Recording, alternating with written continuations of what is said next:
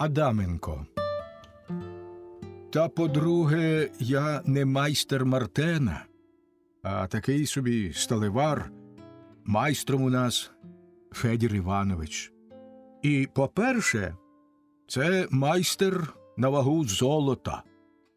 Майстер-голова. Такого майстра я рік шукав. Такі майстри не часто родяться.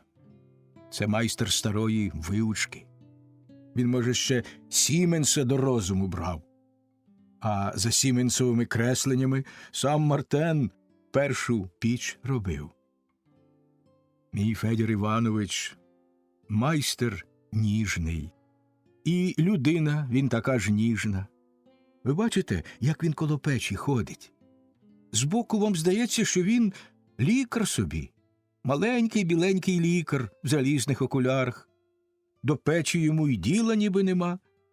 Він іде з лікарні до лікарні, з однієї делікатної операції на другу ніжну операцію. Зупинився коло мартенівської печі. Спека його вдарила із засипних вікон. 1500 градусів спека. Зупинився старенький лікар коло вікон, в яких жевріє саме пекло. Іначе й дивно йому, нащо люди так жарко живуть, наче й лячно йому, нащо круг нього такий гуркіт. Підвозять вагонетки з мульдами, завальна машина повертається, гуде під ногами залізний поміст. Робітник, насунувши спеціальні окуляри на очі, заглядає до печі. Наче й не хоче дивитися Федір Іванович на всю оту мелодію. Проте такого майстра сталі ви, певне, не бачили.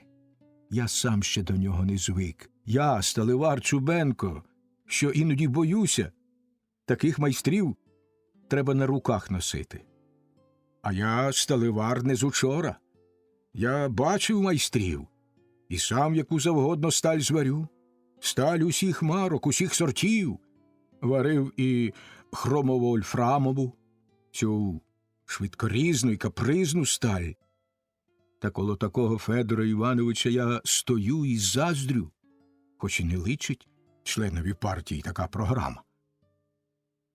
Це я хочу сказати, товариші, на нашому мітингу, отут, у Мартенівському цеху. Коли ви побачили перший витоп сталі чи не в цілій нашій республіці, а що перший на Донбасі, то я ручуся. Ви побачили, як ми розлили цю сталь по виливницях? Вона була в міру гаряча і легко лилася. Якість її така, якої вимагає замовець. А замовець у нас один – революція. Сталь для залізних конструкцій і мостів. 0,1% вуглецю і не більше 0,15 від 3 до 0,6% мангану. Ну, там сірки і фосфору поменше. Значить, усе як годиться. Замовець мостів набудує. По всій республіці зараз мостів обмаль. А треба з'єднати село й місто, завод і землю, усі нації й усі народи. Царський режим мостів боявся. Інтервенти мости наші нищили. А ми збудуємо, от і розлили перший витоп сталі. Федір Іванович готує піч для другого топлення. Піч оглядають, може, для яма на черені, то її треба наварити. Може, поріг підгорів, чи жужель затримався, треба піч підігріти. Мульди з вапняком, чавуном та стальним скрапом підкотити.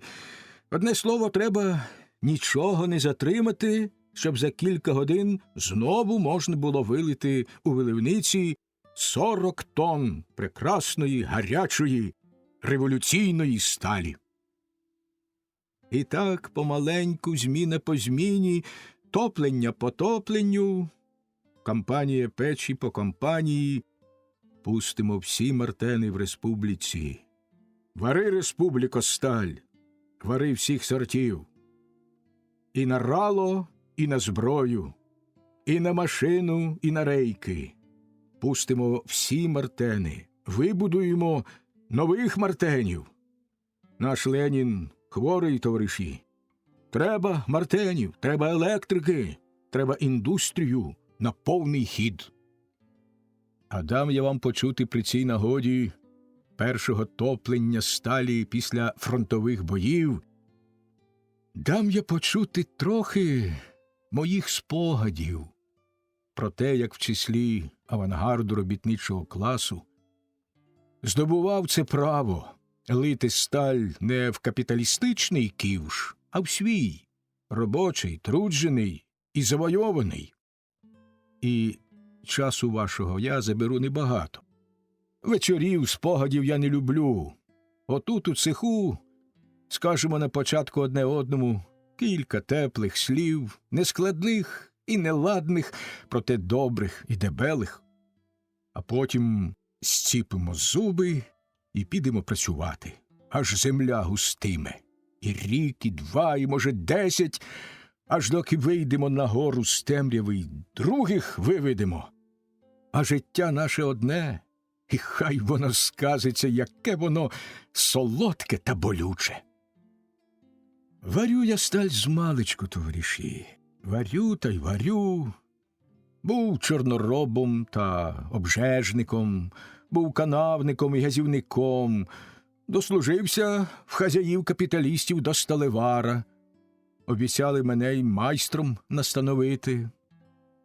Природа кругом безлісна й степова, без краю степ і шахти, а в ставку більше мазуту, ніж води. Та ви самі знаєте нашу донбасівську природу південного українського степу. Стукнув мені тоді 30-й рік. Часу це було передвоєнного, за рік до світової війни. 10 років уже пробігло над нашими головами. І полковник Чубенко повернувся знову до печі варити сталь. Стукнуло мені, значить, 30 літ, і пішов 31-й. Сталеварю собі коло печі. Аж болюче мені зараз, яку я тоді капіталістові чудову сталь варив. Природа, кажу, кругом безлісна. Донбас наш курний та розложистий, сонце пече без видержу, із засипних вікон спекою мене проймає. Хлопець я був кріпкий і загвозистий. Думаю, чому це одне життя так собі котиться, а інше на м'яких перинах блохи трусить? Революцією я тоді не займався, проте зовсім темний не був. Читав різні книжки і Чернишевського, і комуністичний маніфест, і Толстого, грішним ділом Бакуніна, про народну волю і декабристів. Любив я Шевченка, Грицька Основ'яненка, «Добре роби, добре й буде», або «Козирдівка», або ще «Перекоти поле». Кажу вам, зовсім темний не був. Ходив на майовки, тікав від козаків, куштував нагайки, любив читати підпільні прокламації і іншим давати, а до тюряги не дійшов. Той не був справжнім революціонером, бо який ти революціонер, коли ти в тюрмі не сидів. Таке було моє молоде життя. Батька і матері я не знав змалку. Батька човун обварив, помер за 2 дні. У матері сухоти, ще з хімічного заводу. Сиротою я сталеварив. Неділями голубів ганяв, яких у мене тільки не було, тих голубів. Та одного разу коло ставка, цей ставок недарма я згадую вдруге, зустрів я товариша і відчув, як закипіла в мені на повний голос революційна свідомість. Закипів я червоним пухирем, як кажуть, мартенщики, коли з човуну виходить вуглець. Така в мені запалилась свідомість, що я пішов би на яку завгодно експропріацію або стріляв би на міністра, а то й на самого царя Миколу Кривавого. Ви скажете, що революціонери не так робляться, але дозвольте мені і на цей раз сказати, що зустрів я коло ставка мою дорогу дружину й товариша в образі чорнявої дівчини з тонкої постави, доньки конторника заводу, висланої до батька в глушину Донбасу після річної відсидки в тюрязі за підозру про належність до якоїсь організації. Варити сталь – делікатна справа, важка й закрутиста.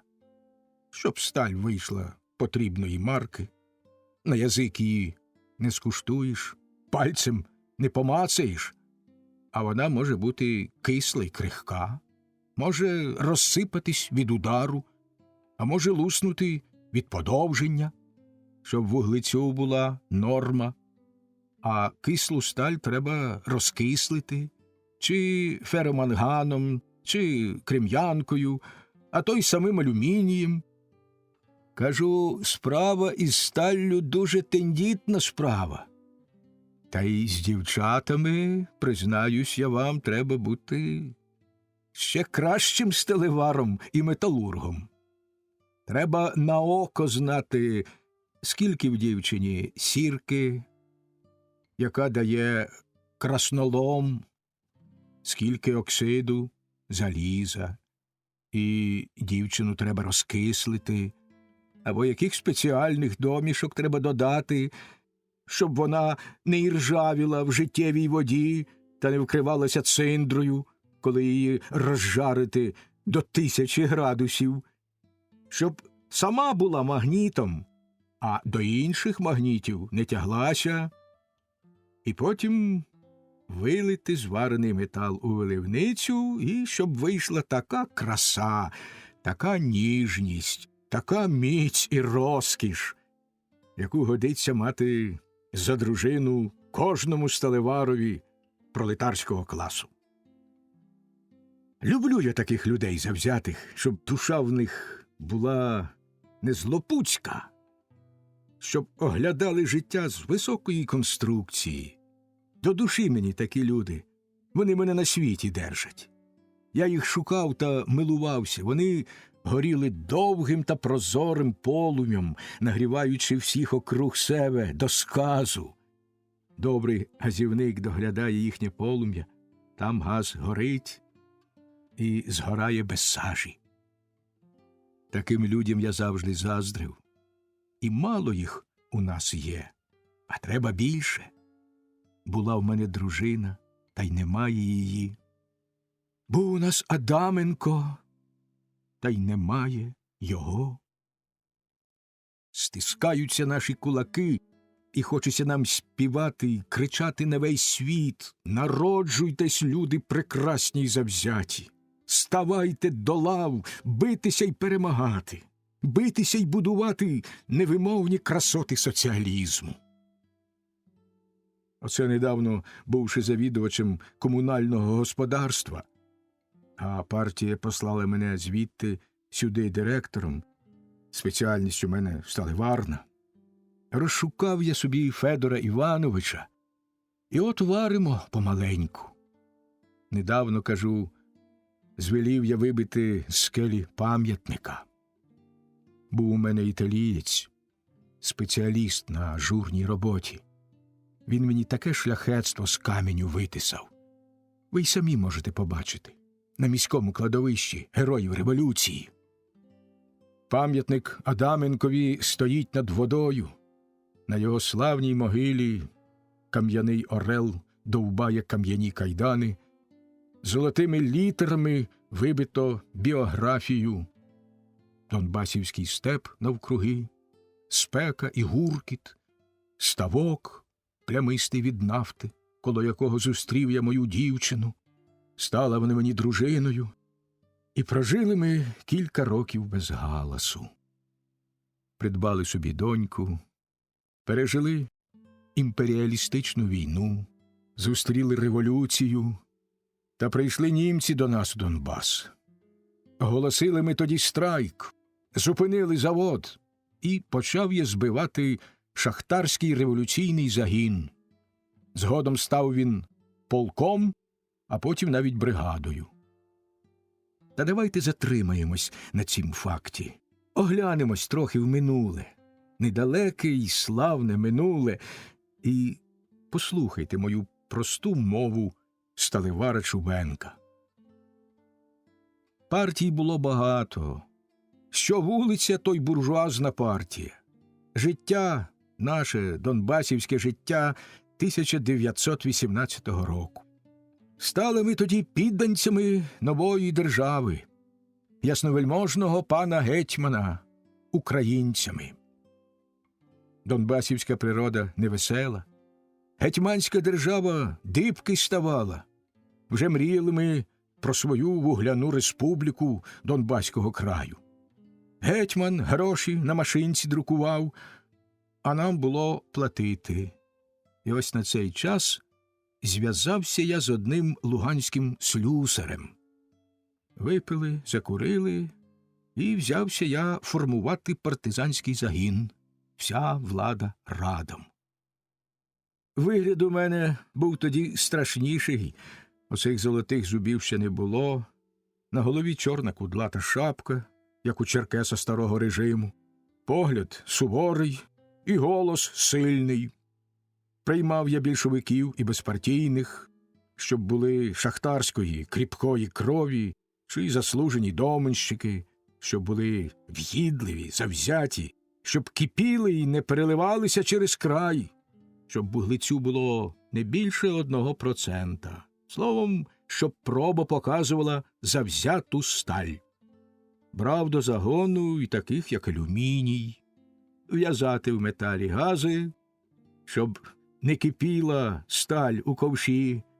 Брав з усіх цехів заводу, Ваньку до Ваньки складав, отчайдушних, занозистих, кострубатих, невідступних пролетарів всевеликого Донбасу.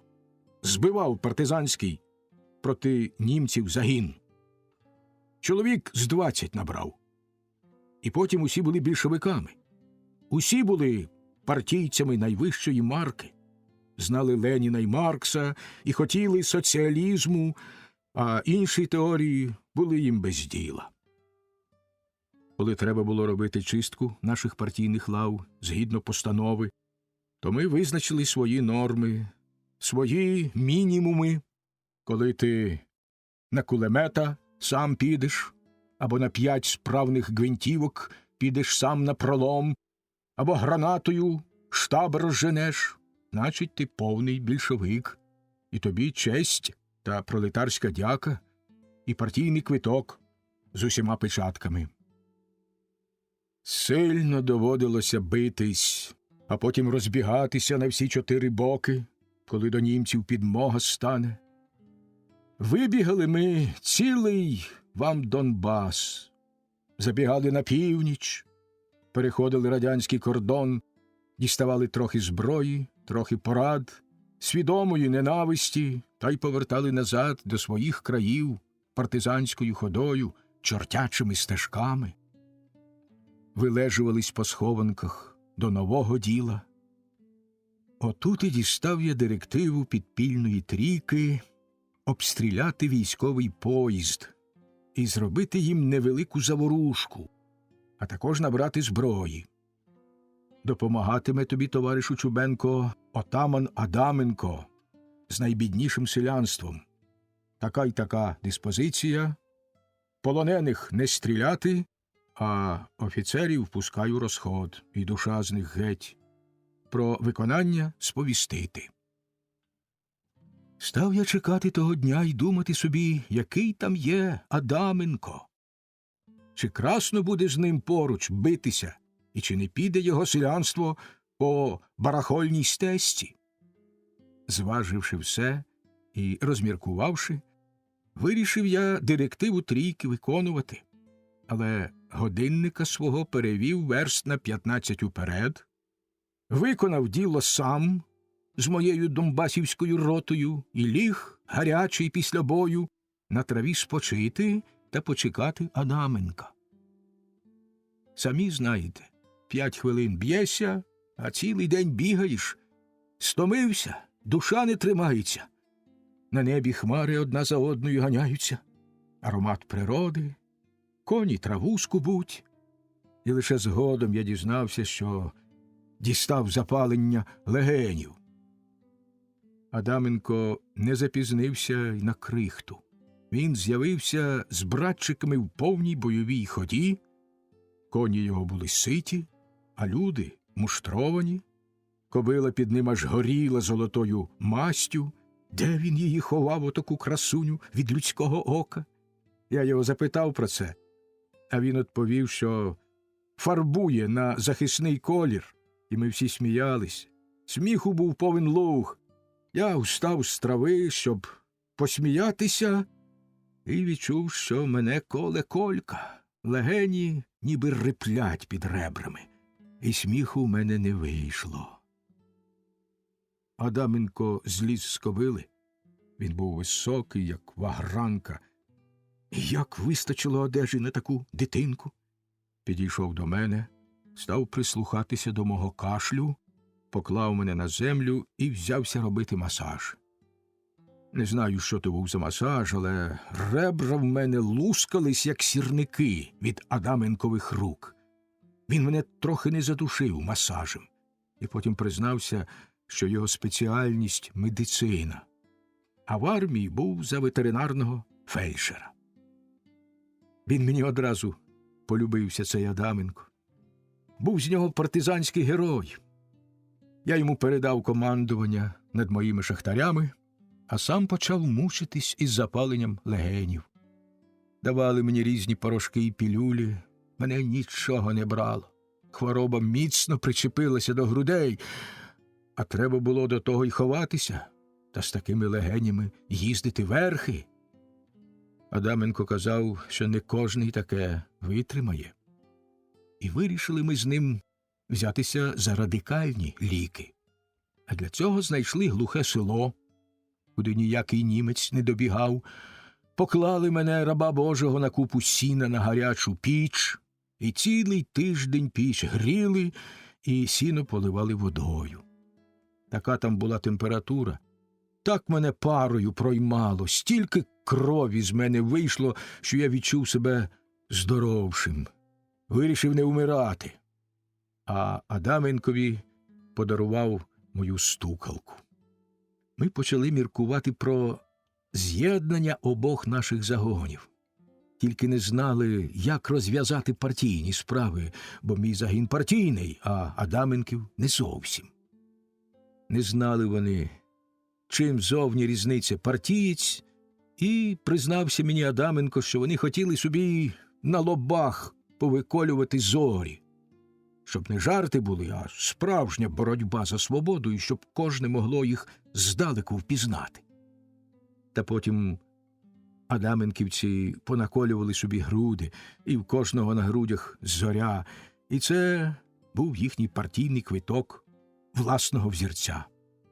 Ми постановили хлопців усіх перечистити і вважати за повноправних партійців.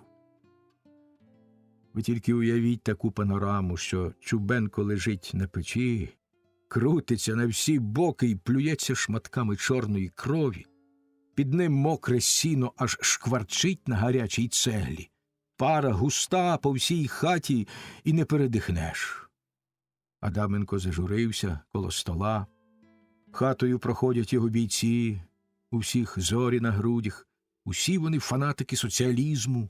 Серед них перекинчиків не буде, бо їхнього партійного квитка не сховаєш і в землю з ним ляжеш. В голові макітриця. Стогну я на печі, як бугай, борюся за життя із сліпою природою. У віконечко крихітне бачу вулицю, дерева і далекі степи. Пуриться в моїх очах безконечна дорога. Хочеться побачити той соціалізм, хочеться дожити хоч до початку його, а я стогну ще дужче і роздираю груди. Адаменко кладе мене горілиць і тримає. Мене трусить марення. У віконце видко день і людей, потім віконце темніє, і на дворі ніч. Планета везе мене на собі крізь дні й ночі, ціла хата труситься від цього. Ось мене несуть на марах. У віконце я бачу, як палахкотить дерев'яна сільська церковка, як з обгорілої дзвіниці падають потроху дзвони, падає великий дзвін, бовкає й гуде, падає менший за ним, дзеленкотить, осипаються малі дзвони. Я прокидаюся і слухаю. В хаті регоче Адаменко, і я дізнаюсь, що це його антирелігійна робота. Він переконав парафіян на зборах, що треба розібрати по домівках усе церковне добро, бо чого доброго і німці можуть його реквізувати, а то й різні банди на церкву налетять, усе святе золото витрусять, молись потім на попові ворота. Ну і розібрали по домівках усе, що попало. Не церква стала, а цирк релігії. Забрали парафіяни навіть хоругви. Та потім і почалися на селі розмови. Кожному хотілося мати золоту чашу чи там інший золотий посуд. Словом, справа кінчилася тим, що церкву спалили, щоб покрити загальний гріх, щоб покрити ціле село. Адаменко реготав собі на всю хату, і тільки я очуняв, як ми вже мали роботу адамкінківської вигадки. У нього наче біс сидів у голові, отчайний і гостроязикий біс. Я варю ось сталь, а в мене на думці Адаменко. І ви мені скажете, що це дрібні випадки партизанського життя, але ж навкруги були німці, гетьманці, були вороги нашого класу. І ми стояли проти них, ми партизанили до останнього патрона. Наше життя ми несли, піднявши високо на руках, і це дуже важко ходити такою стежкою. Мало нас вернулося живих. Ми билися всякими способами. І про один я вам розповім. Про бабський наліт адамкінківської вигадки. Так от, у степовому селі був ярмарок. На 4 боки куріли степові розложисті шляхи тощо.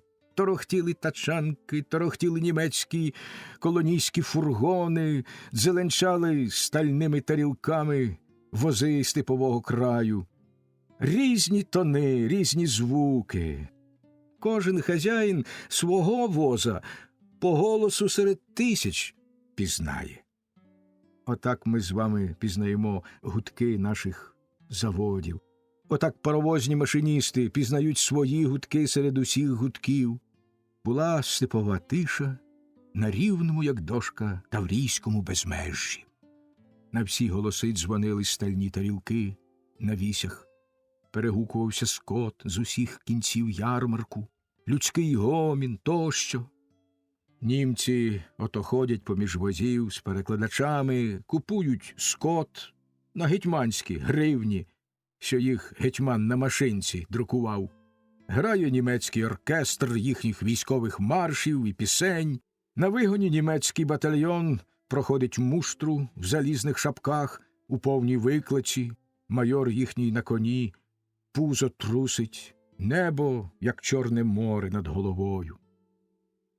На обрії з'являються запізнілі фургони, вони котяться з 4 шляхів. На фургонах дебелі баби й дівчата, червоні молдавські хустки горять на сонці. Фургони таборяться на ярмарку, зіскакують баби й кутаються в хустки. Адаменко такий високий, а на ньому спідниці зовсім по нормі. І вишита сорочка вільно налізла на широчезні плечі. З паристої дівчини була одежа.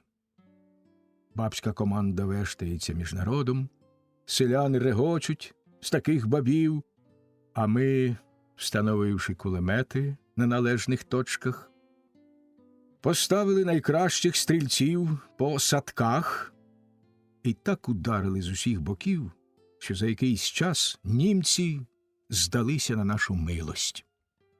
Битись доводилося кріпко. Це вам не гетьманці, які от пострілу могли побігти. Німці билися по повній програмі.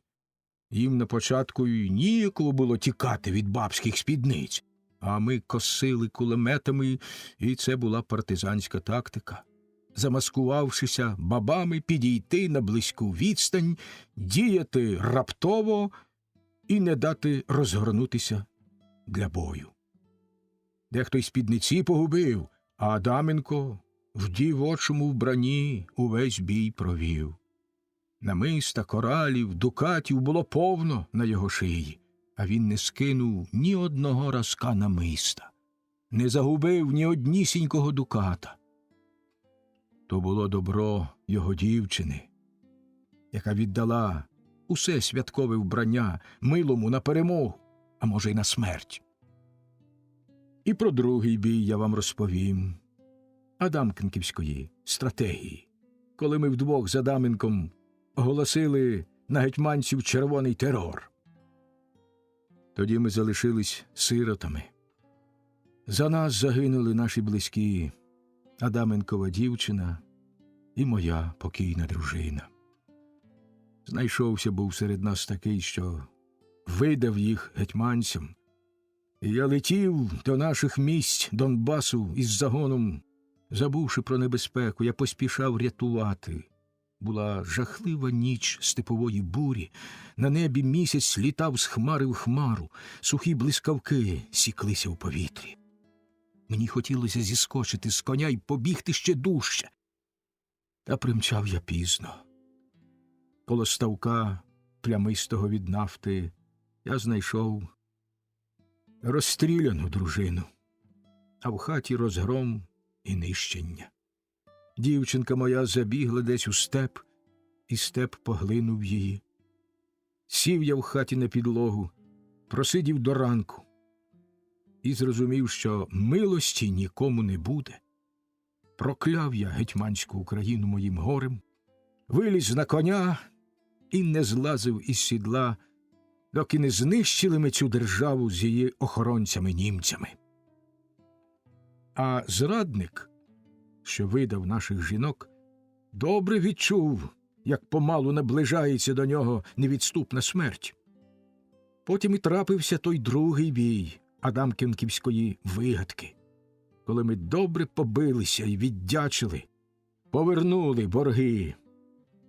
І самими процентами з тої крові можна було втопити гетьмана з цілим його кодлом старого російського генерала.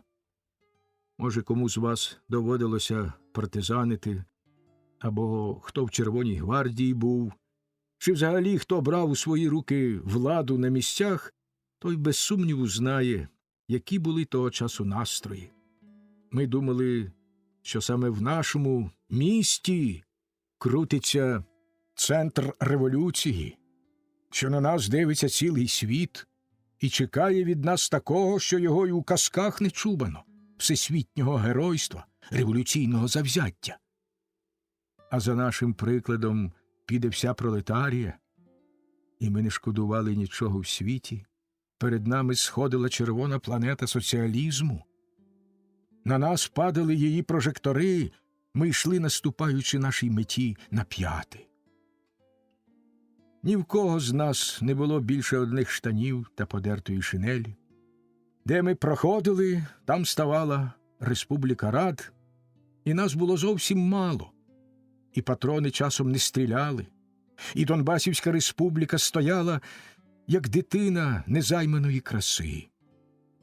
Важкі роки пройшли над нами, і приємно тепер варити чудову сталь і згадувати наших бійців, а то ніколи було й умитися.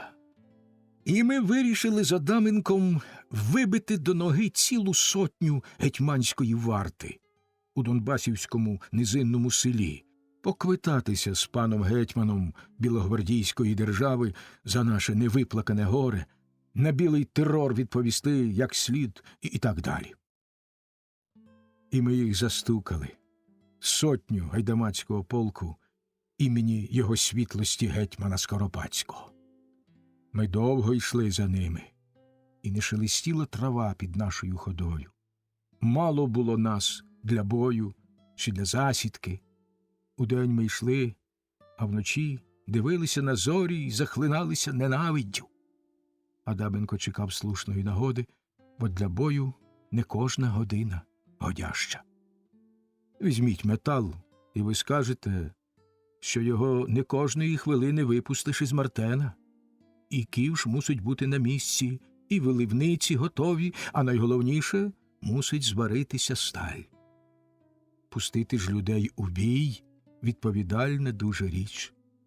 І коли було подаси знак до бою, то аж гориш увесь, і думки тисячами пролетять у голові.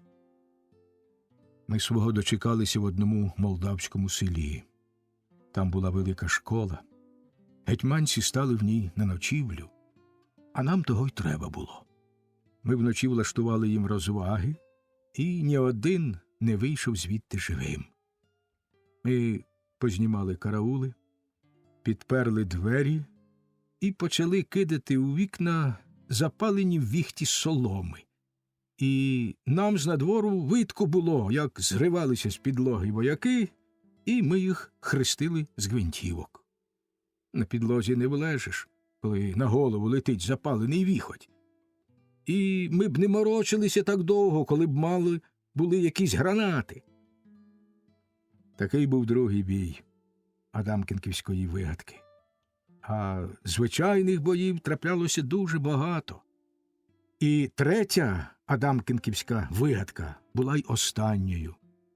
Та до неї пройшов цілий рік. Німеччина за цей час розпочала революцію, і їй стало розвиднятися в темній голові. Вся Європа горіла в революційних бурях.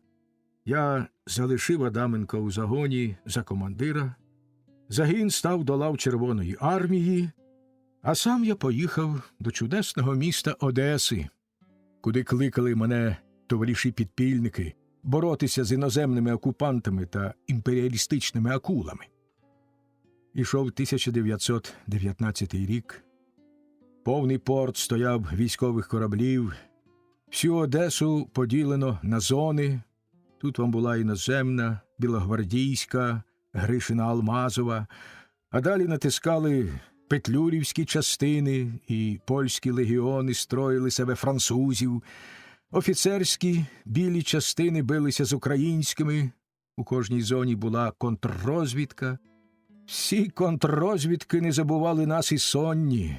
Життя було революційне і піднесене. Ми ходили всі по ниточці над смертю. Ще забув я сказати, що була в місті бандитська армія Мишки Япончика. Кільканадцять тисяч озброєних нальотчиків. Їм було вигідно строїти себе революціонерів, і вони влаштовували скажені екси на вулицях Одеси. І розраховувались за екси ми, більшовики. І все, що траплялося в місті, клалося нам на карб. Контррозвідки розривалися, шукаючи нас. І в такому перепльоті точилося наше партійне життя тодішньої Одеси. Та ми не кидали діла. У нас склалася іноземна колегія. Працювала підпільна друкарня у одного рибалки, батька мого товариша, половця. Ми знайшли дорогу на військові французькі кораблі. Ми чули з газет про бунт на крейсері. Одно слово, було зроблено шматочок роботи. Не мені цим хвалитися і не вам про це слухати. Загинуло чимало підпільних товаришів, а мені пощастило викрутитися. Хоч не ховався я й не заривався з хоробрістю. У підпіллі головне дисципліна й витримка. Там твоє життя всім належить, і ти мусиш ризикувати рівно настільки, наскільки дозволить комітет. Залишився я живий і пішов знову до свого загону.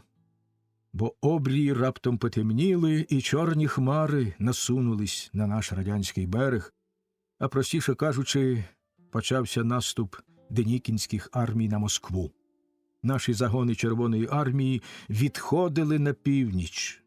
Буржуазія в містах мало дзвонів не порозбивала з радості й молебнів.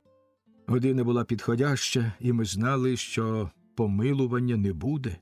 Всю Росію повернуть генерали на царську в'язницю. Я знайшов мого Адаменка на фронті. Він командував красивим полком, і в його полку не було двох однаково зодягнених бійців. Зустріч наша була невесела, і довго ми думали, що нам робити.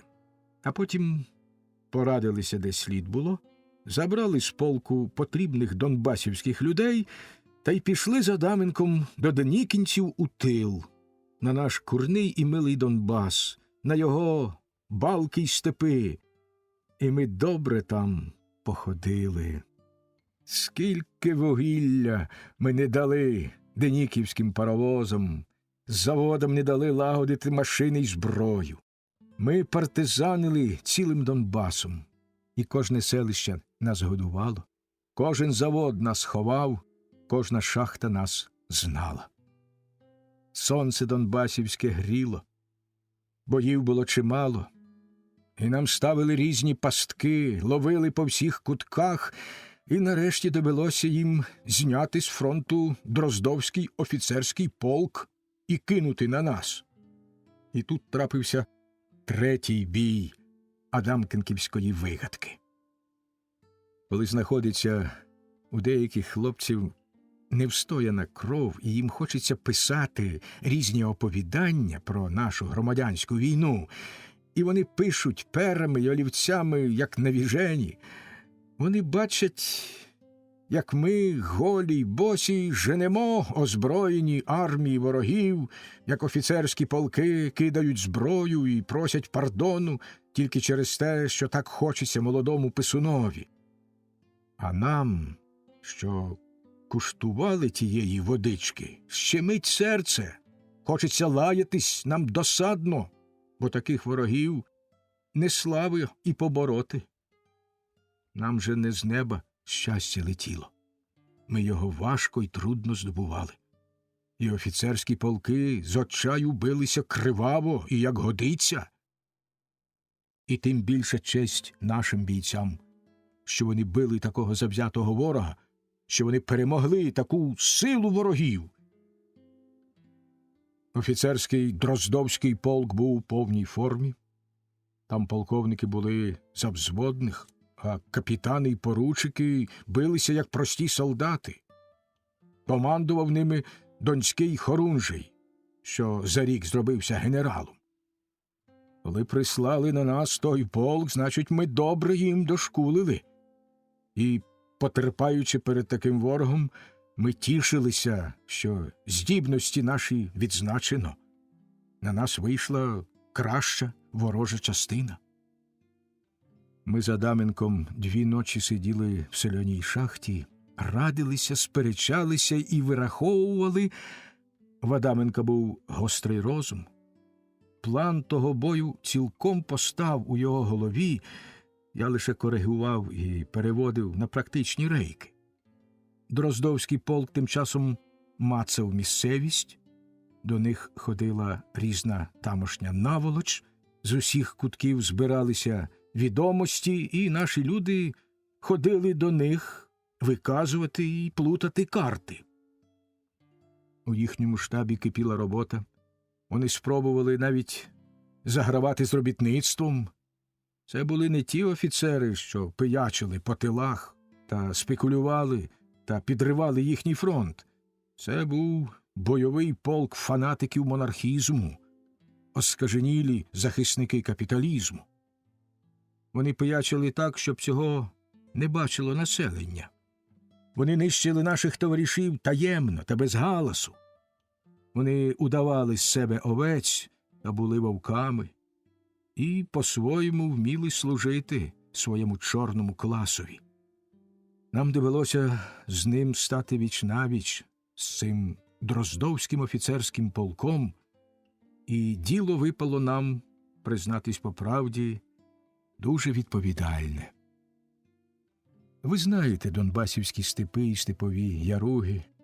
Часом річечка протікає в низьких берегах, в очеретах, в осоці, і стоять велетенські металургії, курять домни й коксові печі, біля шахт терикони, як пам'ятники про кількість людської праці під землею.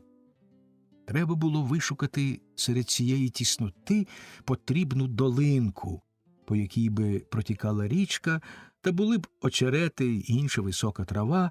До такого місця треба було підводити різними хитрощами денікінців і там зіткнути їх з тим, із чим ми їх зіткнули. Це була вища партизанська вмілість. Регулярна частина з цим, мабуть, не впорається. Ми розбили наш загін на дві половини, роз'їхалися на призначені місця і почали робити галас. Дроздовці теж розбилися надвоє, і почався триденний бій партизанської тактики. Правильно каже наука, що легко накреслити план, та тяжко виконати його. І каже, що перейти льодовий потік по шию у воді і по гострих каміннях трохи нагадує труднощі, які постають у командира під час виконання плану. Ми з Адаменком були коло наших окремих загонів. Ми умовилися зустрітися у певний час і на певному місці. Ми 3 дні відступали з боєм і пильнували того, щоб відступати туди, куди нам треба, а не туди, куди ворог пожене. План у нас був дуже нахабний, і він провалився б за інших обставин. Ми з Адаменком поволі зближалися і зближалися. Дроздовці йшли за кожним з нас, наші загони весь час меншали, ми розпускали своїх бійців. Ви потім побачите, для чого. Швидко казка кажеться, та не швидко діло робиться.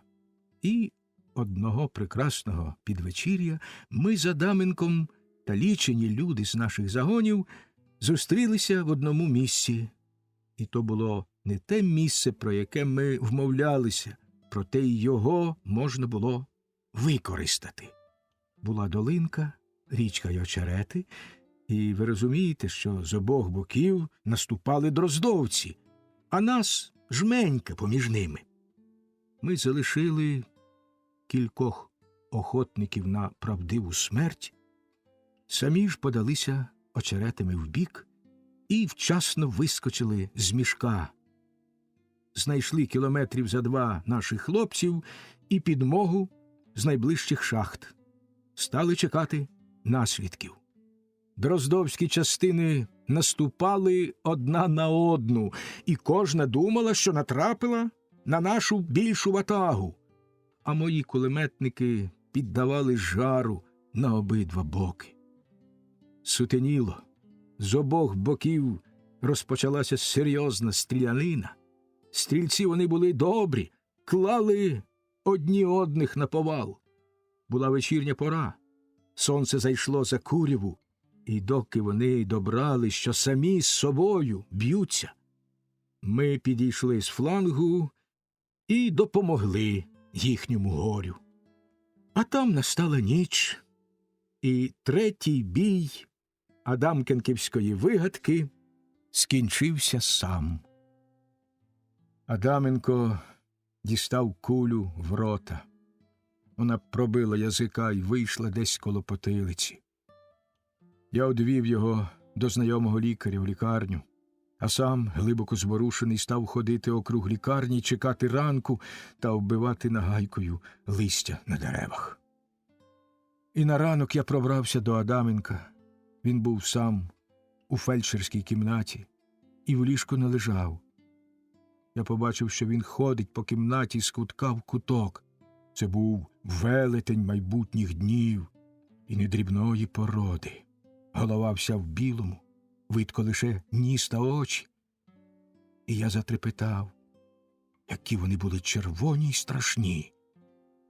На ліжку лежала дівоча сорочка й спідниця, коралі й намисто його небіжчиці.